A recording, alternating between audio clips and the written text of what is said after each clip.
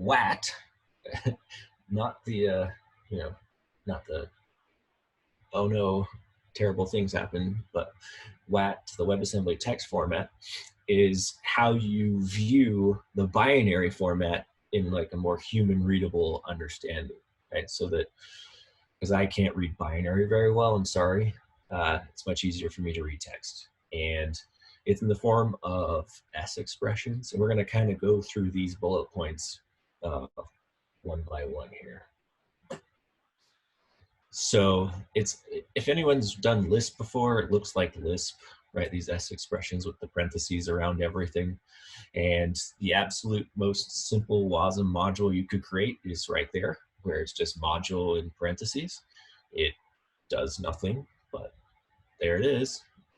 I found that kind of cool. You'll note there is I try and put URLs down the bottom of where I'm getting most of this information. Most of it's from MDN. But if you want to look up some of this stuff afterwards, you hopefully have that right there for you. So it's important to know that WASM is typed, and there are 4 types. There's I32, I64, F32 floating, sorry, integer that's 32-bit, integer that's 64-bit, floating point that's 32, and floating point that's 64. And the integer bits may or may not be signed or unsigned. The different functions that are available will interpret them as such, depending on what the context is. So that's something to be mindful of. Yeah, so there's no strings or structs or objects and all this other stuff. There's none of that, and so we're left to just using good old integer, numbers to do everything. But it is possible, obviously, or else we wouldn't be able to do the cool things we have in order to it is possible to have more complex things together, but we have to do it in a combination of these and other things. So, all right. Oh yes, and every value it's strongly typed, right? So everything has only one type, and that's what it keeps through the whole function call. Is that this still deals mostly with calling and executing functions, procedures. So yeah, and we'll get to, sorry, kind of like I said, kind of convoluted hodgepodge of stuff, because I didn't have as much time to prepare as I'd liked. But function signatures consist of some parameters and a return type, potentially could be void, that will take in those types as part of it. You can only have one return type currently. There are proposals for more though. So this is kind of the signature of this is what a function would be in the code. The signature portion, that's why I caught myself there, will be the parameters and or local, and the return. And then after that comes any locals. These would be like vars that are isolated just to that function, not available outside of it. And then the body itself is just a linear list of instructions, right? Do this, do that, do this, put this on the stack, push this on the stack, do this execution, blah, blah, blah, blah. And then the resulting value, if it has a return, it should be the last and only thing left on the stack at the end of the function. So, and it will, when you're compiling it, it will let you know if that's wrong. So let's get some examples here. This is, as you can see, an add function. I'm giving it, in the top one, there are no labels for the parameters or their etc. And so to access them, I use them in index order. So get 0 gets the first, or gets the one that's the initial one, and then get 1 gets the next one, and so on and so on. And that can be kind of tedious for us humans. And so they allow us to also give them labels, so we can just say, yeah, get that one. But if you do compile it down into the binary and then reverse compile it, it will be back to just the indexes of the parameters. and such. But you can see here how it's stack based. As this get local, this top part will push the first parameter onto the stack. This get local 1 gets this parameter and pushes it on the stack. And you call I32 add, which takes those two things on the stack, adds them together, and then puts the result back on the stack, which is the result return. The return. So that's how that works. Question really quick. Sure. What happens if you try to access parts of the stack that you shouldn't have access to? Like, for example, if you tried to run this i32.add before pushing at least two things onto the stack, would that be an error, or are you allowed to alter the stack beyond your current, like what you've contributed to the stack?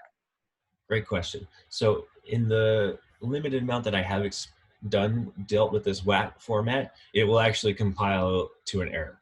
So it'll only let you create the binary that would have that. So it'll check it. So yeah, good question. All right, so there is a concept of, like I said, local, but also global variables. And in this case, I'm just referencing, oh, and there's also constants that you can use as you need, right? So if you just need to push a constant onto the stack, you don't have to put that in like a local or global variable. You can just say, I have a constant, put it on the stack, done. And so you can see that's what I'm doing right here at the top. I'm saying put 10 on the stack, and now I want you to set that to the local variable. So now the stack has empty, and the local variable contains 10. And then I get my left hand, my right hand, I do the add. And I'm like, oh yeah, that local variable, get it back. So I now have one value from this add, and then I get the second value from the local variable. And then I do an add again, and then I get this global variable, which I put in as a constant 100, and do the add again. So each time when I call add, I have two things on there, and the result is 1, and my result is an I32. So it sounds like things are done from the perspective of the stack. So when you're getting, the stack's getting it. And when you're setting, it's going out of the stack into something. Yeah, I suppose that's the way to think of it, yeah. It's worth noting that there is a little bit different syntax that I've seen, but when I tried to use it in the online editor I was trying to use, it wasn't playing nice. But if you do local.set, local.get, it should also work. For some reason it wasn't playing nice, so I don't know. I'm gonna have to play with that more and have more time. But yeah, so if I were to call this with a 1 and a 1, you know, it would store 10 off, put 1 on the stack, or let's do 2, 1 and 2. So put 1 on the stack, put 2 on the stack, add them together. Now I have 3 on the stack, get back that 10. So now I have a 3 and a 10, add them together, that's 13. 13's the one on the stack, push 100 on the stack now, because that's the global variable, or whatever it currently is, but hopefully it's 100. And then, so now we have 13 and 100, and the result after the add is 113 that's on the stack, which will be the result. So a lot of kind of crazy cool things you can do in that respect. And part of the only reason to really care about this, and there's a whole bunch more that I'm not going to really dive into as far as blocks and all this other stuff.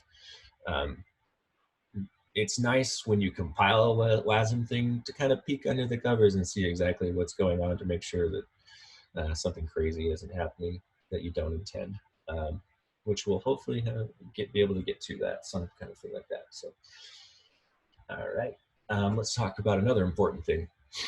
So you can actually import globals, which means you can share them across WASM or across WASM modules. And you can import functions from JavaScript. So you can, and then you can also, export functions out to JavaScript. So you're basically sharing with each other. And this import syntax dictates the path that the object that's passed in. I actually did this from 2 different spots and I messed up. Oh, that's embarrassing. So this import object should actually have a JS global with a WASM assembly.global object, and I didn't put that in there. C'est la vie. Okay, so just imagine that's there. It'll be in a JS global, just like how this is in console log. So that's the path that it would take to find that in the import object that's passed in when you're instantiating it, the WebAssembly. Same as this is the console log, so import console log, that's the path that it takes to get there. And then this is declaring the type of the thing that's being imported.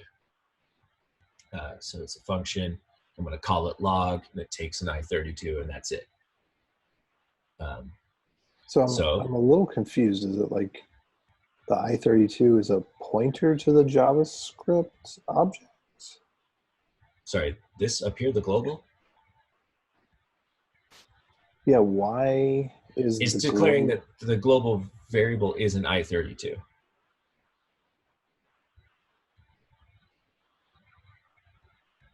I really wish I don't know if I could even find it really fast, or I'd go flip over to it. But this thing, this global, is a actual like object that gets passed into like a WASM, a WebAssembly thing. And there's more coming up that I'll show you that can be passed in and shared with the JavaScript, kind of back and forth. So this is just declaring that the type of thing that I'm passing in is an I32. It could be an F64, F32, whatever.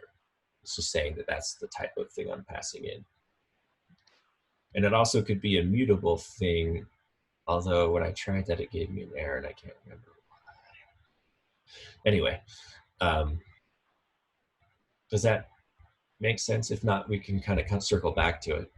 Yeah, just keep going for now. I think maybe I'll understand it as I see more. Sorry about that.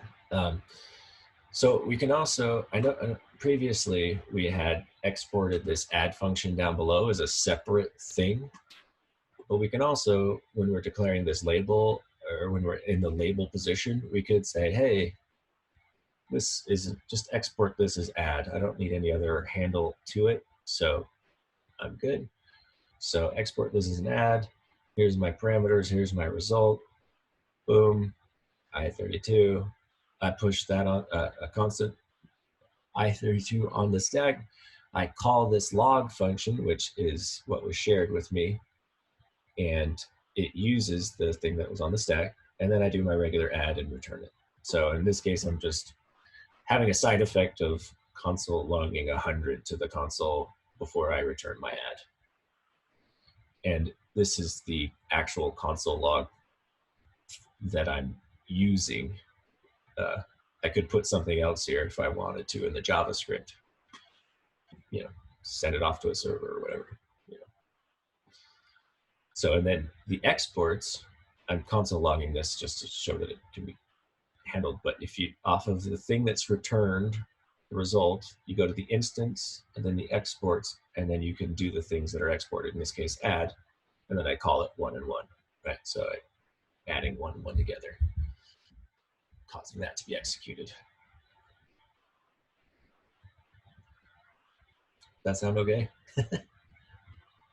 So you have call log.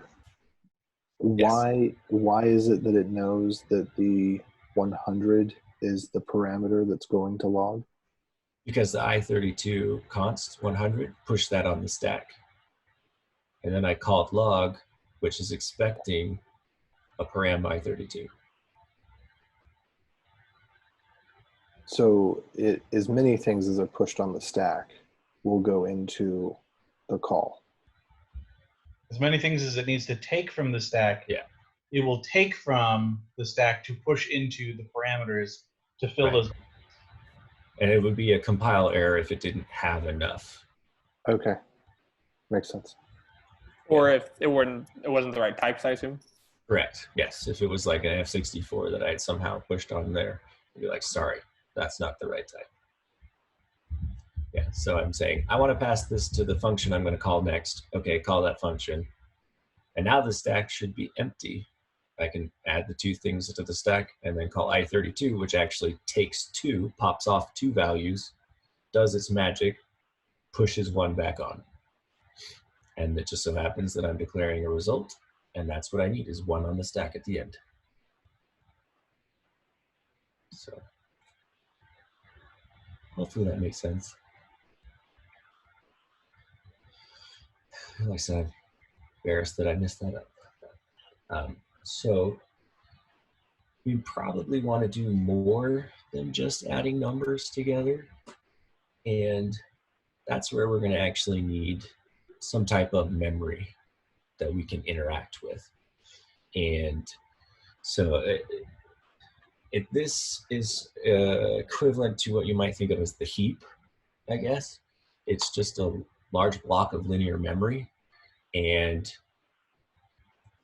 it can grow from either side, meaning the browser itself can say, I need some more and stick it in there, or WASM itself can say, hey, can I get some more?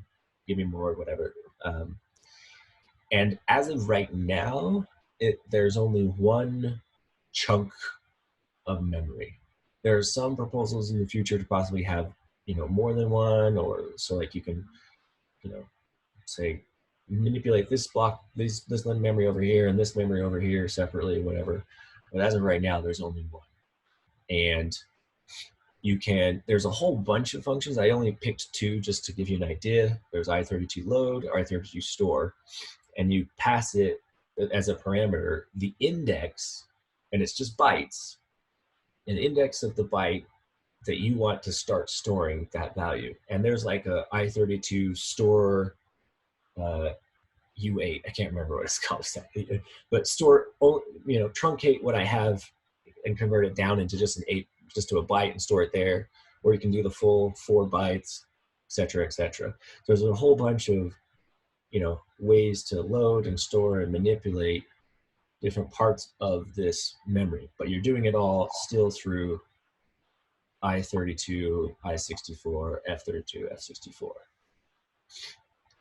Can you do less than a byte? So like a bit or 4 bits? I did not see that when I was browsing around. Maybe? Okay. I think you probably have to use bit manipulation instructions to do that. That would be my guess, but I didn't want to assume. So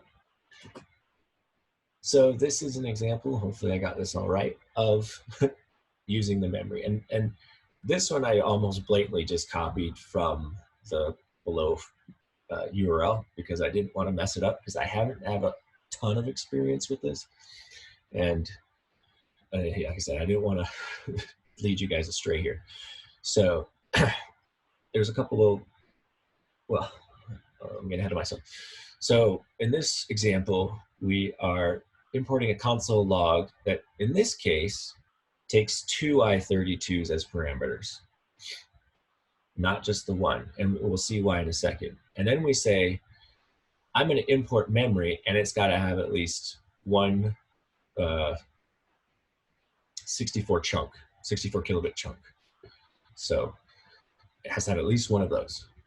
And inside of that, I'm going to say at the index 0, this is what that means, store high. So it's going to store that into the bytes of that memory. No, wait, I thought we didn't have any strings. Well, so this is just storing like an H and an I as bytes. Oh, so it's converted by the compiler into just I32s or something? Because there's only 4 types, right? So there's no U8. But it might store it as bytes. I should have looked into that. I apologize. Sorry, I don't mean to derail. Keep going. Yeah, the reason why I think it's just bytes is based on what we do with it later. But now I'm not sure. Because I think it's interpreted as UTF-8, so that should be 8 bytes, right? Or bytes, yeah. Excuse me. If you look at line 2 in the next section, var bytes equals new U8 array memory.buffer offset length. Yeah, see, that's right. I think it's bytes. Yeah, and the text to code, that would lead me to believe that it is interpreting, it's probably using only 32-bit integers, but it's packing whatever is there as UTF-8 encoded. Yeah, so probably some compiler magic. Yeah, I'm guessing. And the linear memory itself is just bytes, right? You can interpret it how you want, but at the end of the day, it's bytes, right? So anyway, so it throws that in there, and we're exporting a write high function, right? And we're going to push two things, excuse me, onto the stack that we intend for this log function to consume. And that is the constant 0 and the constant 2, which is the index of where it starts, because that's how we're interpreting it, and the length. So, and this console log string is going to be passed as our console log function. So it's like the names don't have to match. It's just where they line up in this thing, but the types do have to match. We're expecting two things, and etc. And you'll get a runtime error if they don't, because it can't verify the JavaScript's right. So you create this new WebAssembly memory with configuration that it's initialized to 1, so it has one 64 kilobyte block. And then you put that into this import object that we're going to pass in when we initialize the WebAssembly instance, because that's what it's expecting. And then this function as well. So we throw that in there, and when everything's happy, we call write high, which comes in here, pushes those two on the stack, and then calls that, which pops those two off, and it ultimately calls this with 0 and 2. Makes, does some magic where because we have access to this memory thing right here. It goes into the buffer, so let's give me this thing right here. Take those bytes, decode them as UTF-8, give me my string, and put it out onto the console. And then high is out on the console. So that's roughly how you're going to end up passing things and manipulating things back and forth. And the excuse me, the WASM bindgen has a lot of stuff there for you that will just kind of do some magic, and you don't have to worry about it most of the time. Occasionally you do. So it's kind of interesting to know how it works. You're basically just, here's some chunk of bytes, and then you have to kind of know the context of what they mean on the other side and what to do with them. So we put these explicitly at the location 0 in linear memory, correct? The high? Yeah. So does that mean if you want to use linear memory from your WebAssembly functions, you've got to manually choose the range of memory in linear memory that they're using?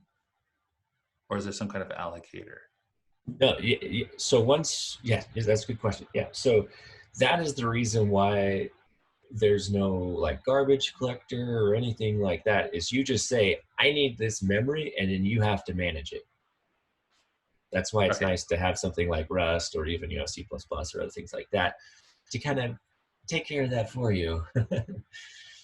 And it's why some of the other languages that had more complex garbage collectors and things like have struggled to fully get to a WASM target kind of thing, because they have to make sure that they are handling that chunk of memory that they have. And just to clarify, you will need, if you want to use any kind of heap allocation, like in Rust, like you want to create a new vector, right? Like you'll have to bring your own allocator along for the ride so that you have the ability to allocate onto this heap, essentially. Is that correct? Yes, if I understand how everything works, yes. Okay. And that's one thing that like WASM bindgen and others, and like the actual compile to WASM 32 stuff does, it just does it for you, right? It'll just manage that memory for you and make sure that you have what you need, and things that are gone can be reused again. So it kind of has its own little allocator tracker thing for you. So obviously you have to be super careful about what you have on the stack. So say you're using like unsafe Rust, you have to be like super careful with that. Honestly, I have no idea, because I just don't You should use always be unsafe careful Rust. with unsafe Rust, no matter what you're developing it against. That's a fair point. You should always be careful with that. Yeah, that is a fair point. I think I don't the know how that WASM translates. the compiler translates to correct WASM either way, so you don't have to worry about It would probably accidentally be more likely pushing or popping too many dereferencing. things. Yeah, it'd probably be more likely dereferencing something on the heap incorrectly. In the linear memory is my guess, is if you were incorrectly doing something in unsafe rest. We'll And look at some. none of this is super different from how a typical computer works. I mean, you typically use registers instead of a stack for temporary variables. Right. But compilers can do this sort of thing to in an intermediate representation or something, just to avoid doing register allocation while it's managing other kinds of optimizations or whatever. Right. I don't know that it's super common, but it's something that is sometimes done. And the general thing that manages, where things are in memory is your linker in traditional compiled languages. Thank you. Yeah. So I honestly don't know too much about how that all boils down, but we can take a peek at it as we are going to manipulate some of that stuff here. There's one more thing that is there? Well, let's just go on. Yeah. So there's one more thing that I really wanted to talk about when it comes to the WAT stuff, the actual format. And basically we're describing the WASM format of things and what's available in it, just in WAT format so that we can kind of read it and understand it. And this also I took directly from the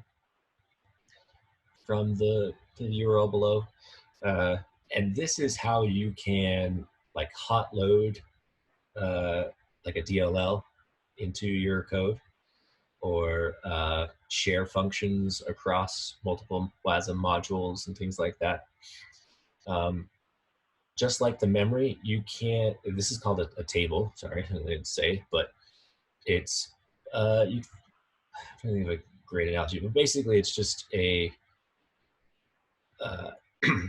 index function call table, right? And right now, the only type that you have is this func ref, but there'll potentially be more in the future. And this is saying I have a table that's two size, so I'm going to have two functions in there. And I declare the functions right here, so that's, who cares, right? It's just a function that returns 42 and one that returns 13. Whatever it does, we don't care in this case.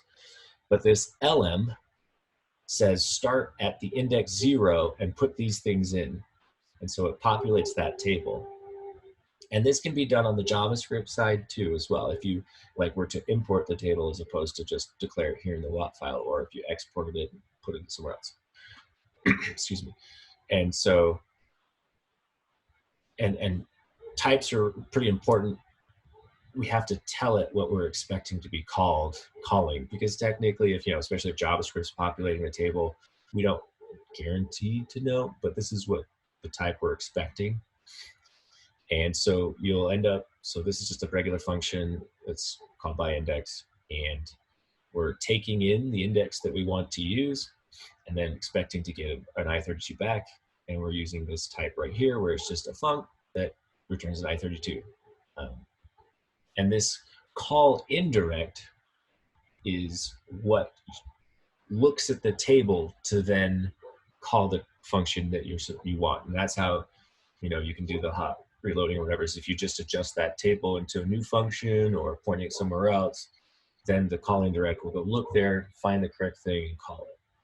Obviously, we got to match our types as best as we can, or else it tries to stop you from doing something too silly, right? So this local get, and that's what I was talking about, this local get, takes that, puts it on the stack, and then it uses that call indirect, uses that variable on the stack to look up in the table to find it. Excuse me. And you can see here we're using it down below, and we're just saying in the exports, call by index, passing it 0. Okay, that returns 42. Okay, call by index, call 1, that returns 13, because that's what we put there, right? F1 was put as 0, which is 42, and F2 was index 1, and that's just returning 13. So that's what it returns. And then this one, we're like, I'm going to call 2 because I feel like it. Well, that's a runtime error because that position does not exist in the table. And I didn't actually even know about this until I started preparing for this talk. I was like, how do you do hot reloading and stuff? How can I like load in another module and use it type of thing? And this is where you would end up doing something like that. Possibly sharing your linear memory with the other module, maybe, and then calling functions, etc. So that is a pretty cool feature that I didn't know about until I did this. Any questions about WAT or WASM or stuff? It's pretty much exhausted my knowledge. Nope. All right, sounds great.